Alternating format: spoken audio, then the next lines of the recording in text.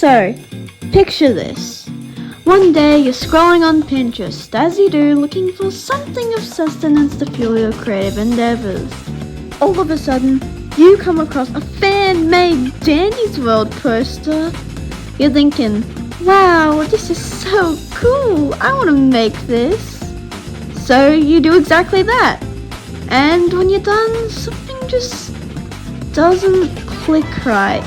It's not exactly the style you envisioned, is it? Hello everyone! I won't bore you with all the details. This is how to make your very own Dandy's World poster. Let's just get into the tutorial, shall we?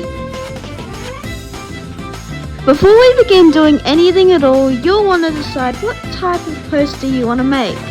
They're all fairly similar style-wise, but the composition is pretty different. Style 1, let's call the toon poster.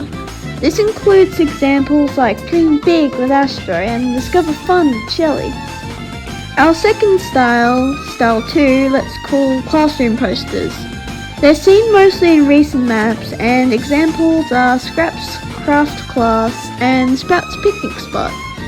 There are also other posters like episode posters and information cards, but I won't be discussing them in this video. If you want a part 2, just let me know.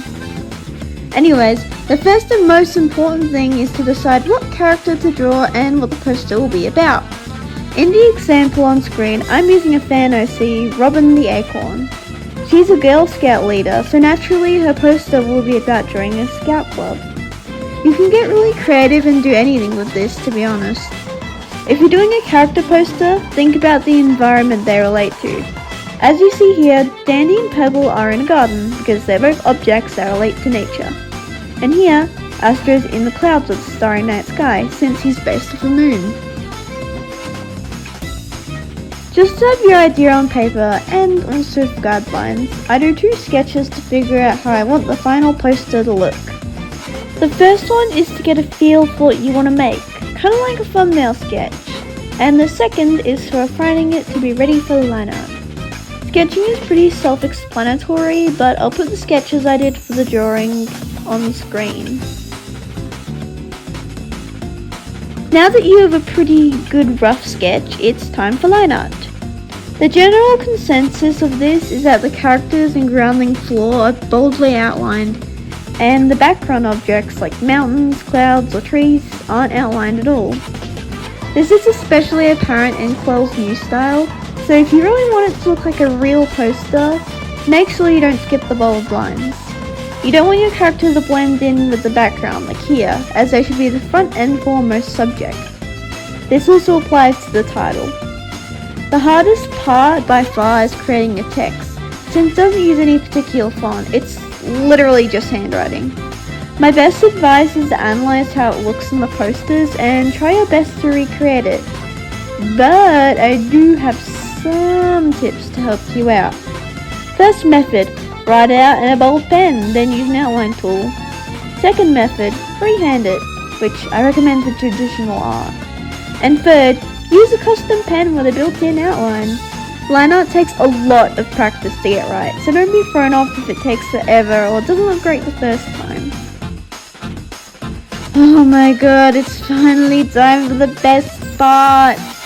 Colors. This is the last step in where you tie it all together. In the posters, I recommend using bright, saturated colors all around. Think of it as a poster in the Dandy's World universe. The kids aren't really going to notice a grey, dull coloured poster over a fun, eye-catching one. I can't really give too much opinion on what colours work best, since it really depends on what tune and theme you selected. But if you do want to spice it up, I have a little secret. Some things I notice in the posters are that subtle features and patterns look great. In Gordy's poster, there's fades in the background and stripes in the text. Danny and Pebble's poster, it has stripes in the dirt and little lines representing grass tufts. And in Bobette's poster, wavy lines in the text to match her ornament stripes. You get the point. I'd really focus on making your character be in the main spotlight, however, so don't go too crazy. The best places I'd say are to use on the title and background. It's time for the home stretch, baby! Everything is done, but we can do some last minute touches and revisions to really finish the piece off. Duplicate your text layer, move it ever so slightly to the side and fill it in black to help it pop against the background. Also be sure to make sure all your liner is black as well as your character's iris. Although coloured lines can look super good, the liner is always black for this style. Make sure you check everything and make sure no colours are where they shouldn't, and you should be all done. Hi everyone, thank you so much for watching this video. Wow, thank you so much for the recent support. Oh my god, we're almost at 5k. How? This video might be kind of different from the others because, I don't want to just post purely icons. They're fun, but I have so many ideas I want to share. I will be doing more icons though, so don't worry. It's just the next video I've planned for them. It's going to include over 50 icons because, wow, guys, I had over 500 requests across all platforms. That's crazy. Thank you guys so much. If you enjoyed this video, please comment. It helps my videos out a lot and I read them all. Have a good one and bye!